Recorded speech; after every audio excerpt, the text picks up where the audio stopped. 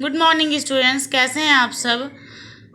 ये आज क्लास आपकी जावा की 13 है। जावा की 12वीं नंबर की जो क्लास है उसमें आपको हमने कंस्ट्रक्टर और इनहेरिटेंस के बारे में बताया है। ठीक है, तो इनहेरिटेंस का बचा हुआ जो पार्ट था कि टाइप्स ऑफ इनहेरिटेंस, तो मैंने कल ही कहा था कि हम आपको नेक्स्ट क्लास में बता देंगे क्योंकि क्लास बड़ी हो रही थी। और इस क्लास के लास्ट में भी, या जब वीडियो के लास्ट में आप जाओगे तो जावा की 12 नंबर की क्लास का आपको लिंक दे दिया जाएगा वीडियो में ही, तो आप वहाँ से देख सकते हैं जावा की क्लास 12वीं। और आज की क्लास का PDF आपको डिस्क्रिप्शन बॉक्स से मिल जाएगा, तो आप वहाँ से डाउनलोड कर लीजिएगा। ठीक है, तो स्टार्ट करते हैं आज की क्लास। बट एक छोटी सी गुजारिश है, अगर वीडियो अच्छा लगे तो प्लीज़ लाइक करिएगा, कमेंट करिएगा, अपने और भी फ्रेंड्स के बीच में वीडियो को शेयर करिएगा। प्लेलिस्ट में जा करके और भी सारी वीडियोस आप देख सकते हैं। ठीक है ना। और जितने भी जो लोग नए आते हो, नए जुड़ते हो, तो प्लीज़ चैनल को सब्सक्राइब ज़रूर करिएगा ताकि आपको नई नई वीडियोस भी मिलती रहे मेरी स्टडी से रिलेटेड। तो आज की जावा की क्लास 13 में आपको टाइप्स ऑफ इनहेरिटेंस बताएंगे। जावा में 3 इनहेरिटेंस होते हैं, सिंगल, मल्टी लेवल और हायरार्किकल इनहेरिटेंस। बेसिकली आपके जावा में 2 ही इनहेरिटेंस का काम है, सिंगल इनहेरिटेंस और मल्टी लेवल इनहेरिटेंस। आपके C++ तक एक मल्टीपल इनहेरिटेंस भी है, बट वो यहाँ पे आपका काम नहीं करता है। आपको वो नेक्स्ट क्लास में हम बता देंगे कि वो क्यों वर्क नहीं करता, मल्टीपल इनहेरिटेंस का कॉन्सेप्ट जावा में क्यों नहीं लगता है। ठीक है, तो आज अभी ये क्लियर कर लीजिए। सिंगल इनहेरिटेंस का कल का जो प्रोग्राम था वो एक्चुअली में सिंगल इनहेरिटेंस का था। जो आज का प्रोग्राम नहीं समझेंगे तो पिछली क्लास में एकदम से लास्ट में आपको एक प्रोग्राम मिलेगा, वो सिंगल इनहेरिटेंस का ही है। अब वहाँ से वो प्रोग्राम आप लिख सकते हो। ठीक है ना। सिंगल इनहेरिटेंस में 2 क्लासेस हैं, क्लास ए और क्लास बी। क्लास ए का जो भी आपका फीचर्स है वो कौन इनहेरिट कर लेगा, क्लास बी इनहेरिट कर देगा। ठीक, सोर्स कोड b.java। क्लास ए में हमने वाइड डिस्प नाम का फंक्शन बनाया और system.out.println में हमने क्या कराया है, पेरेंट क्लास बता दिया। ठीक है ना। यहाँ पे जो आगे है system.out.println, उसमें आगे क्या लिखना है, पेरेंट क्लास। उसके बाद आपको एक कोटेशन करली ब्रेस बंद करना है। ठीक, और देखिएगा यहाँ पे टोटल कितने करली ब्रेसेस ओपन है, 1 और 2 ओपन है। ठीक है ना। तो पहले यहाँ पे 1 बंद हुआ, ये 1 और ये दूसरा वाला। ठीक, ये दूसरा, ये जो यहाँ पे है वो वही है। फिर क्लास बी हुआ, एक्सटेंड ए। यहाँ पे भी 2 करली ब्रेस ऑन है। यहाँ पे system.out.println में चाइल्ड क्लास आप लिख दीजिएगा। 2 करली ब्रेस ओपन है तो दोनों आपके क्या हो जाएंगे, बंद हो जाएंगे। ठीक है ना। तो ये दोनों बंद हो गए करली ब्रेस। फिर पब्लिक स्टैटिक वाइड मेन आपका हुआ। अब क्लास किसका हम बनाएंगे, ऑब्जेक्ट बी का बनाएंगे, क्योंकि आपको कल कंप्लीट समझा चुके हैं कि हम सेकंड चाइल्ड क्लास का ही ऑब्जेक्ट क्यों बनाते हैं।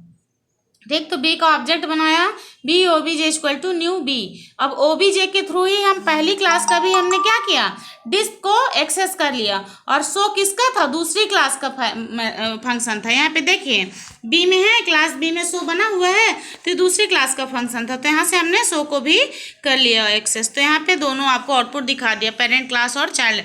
मल्टी लेवल क्या होता है कि जैसे क्लास ए के फीचर्स क्लास बी यूज करे, क्लास बी के फीचर्स क्लास सी यूज करे, तो फिर सबसे ज़्यादा फीचर्स किसके पास हो गए, क्लास सी के पास, क्योंकि क्लास ए तो बेसिकली क्लास बी यूज कर लिया, तो बी के पास तो ए के भी फीचर्स हैं और बी के भी फीचर्स हैं। फिर क्लास सी जब क्लास बी को के फीचर्स यूज किया तो उस खुद में खुद ए के भी फीचर्स आ गए और बी के तो फीचर्स गए ही। ठीक, तो इसलिए हमने क्लास ए किया। इसमें wide display system dot order class ए आगे लिख दीजिएगा, 2 करली ब्रेस बंद करिए। फिर class be extend a wide show में यहाँ पे class system dot out dot println में क्लास बी कर दीजिएगा। ठीक है ना। फिर ये देखिए क्लास ए क्लास बी दिया हुआ है ना, और देन उसके बाद आप क्या करिएगा, क्लास सी करिएगा। यहाँ से फिर लिखिएगा क्लास सी, डबल कोटेशन बंद करने के बाद क्लास सी एक्सटेंड बी। यहाँ पे थोड़ा सा यहाँ पे देख लीजिएगा, ये क्लास सी एक्सटेंड बी, यहाँ पे करली ब्रेसेस ओपन हुआ, वाइड गेट डेटा ओपन किया, सिस्टम डॉट ऑर्डर प्रिंटलन में हमने क्या किया, क्लास सी कर दिया। ठीक है, तो ये आप प्रोग्राम बना लीजिएगा। अगर आपको प्रोग्राम नहीं समझ में आएंगे तो जो कल की क्लास आप कमेंट सेक्शन में कमेंट करिएगा, कल की क्लास में हम आपको हाथ से लिख करके प्रोग्राम समझा देंगे। ठीक, तो बन जाएगा आपसे। तो वैसे आप अगर ध्यान से देखोगे प्रोग्राम को तो आप सारा प्रोग्राम लिख सकते हो। करली ब्रेसेस आपको ध्यान रखने पड़ते हैं। समझते हैं। कितने ओपन हुए, तो जितने ओपन हुए उतने ही बंद होंगे।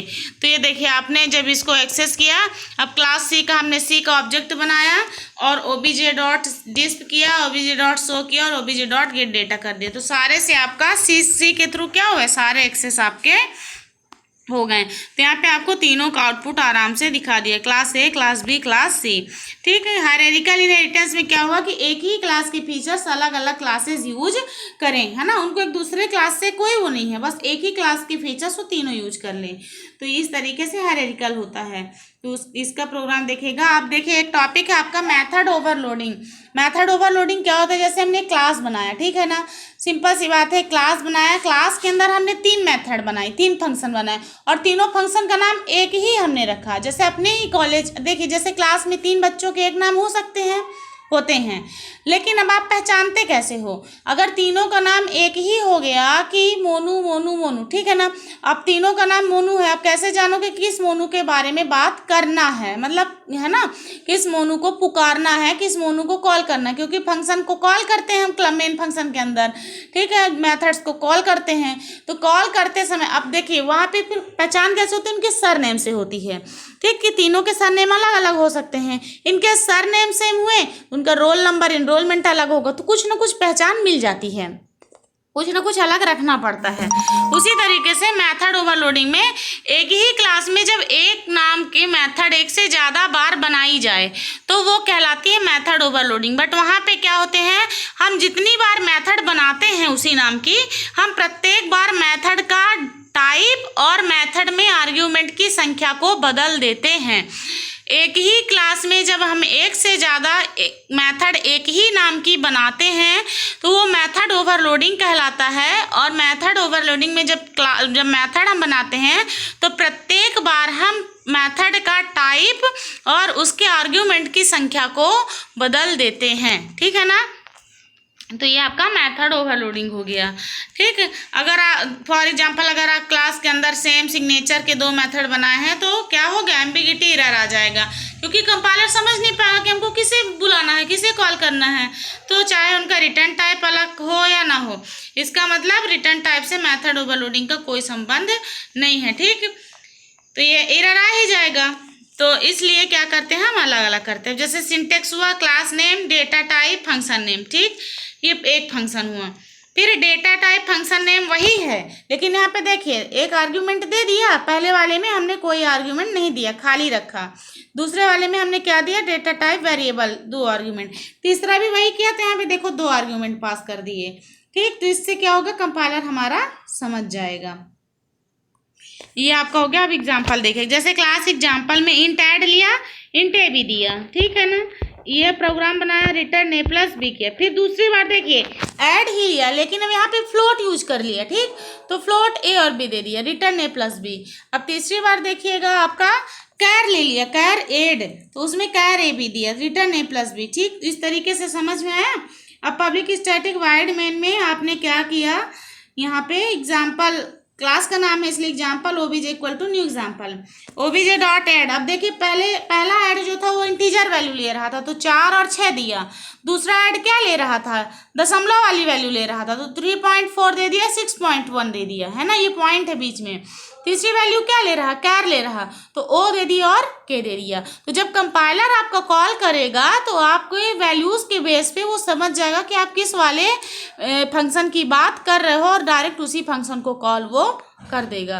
तो आई होप आपको समझ में आ गया होगा। नहीं समझ में आएगा तो आप हमसे पूछ लीजिएगा दोबारा स्पष्टीकरण। जैसा कि आप देख सकते हैं यहाँ क्लास एग्जाम्पल में हमने 3 फंक्शन डिक्लेयर किए, तीनों के नाम ऐड हैं, ठीक, लेकिन तीनों फंक्शन के डेटा टाइप अगर देखें तो अलग अलग हैं। समझ में आ गया ना।